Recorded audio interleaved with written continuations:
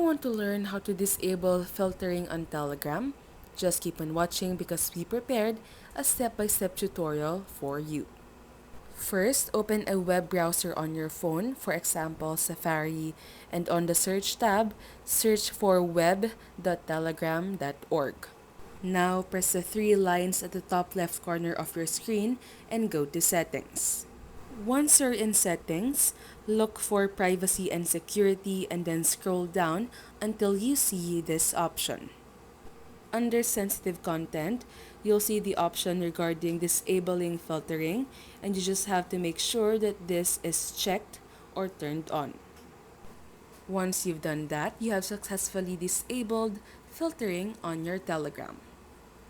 Now you can reopen the Telegram application on your phone and continue to use it.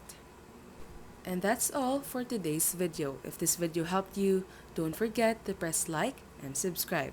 We hope to see you again in our next videos.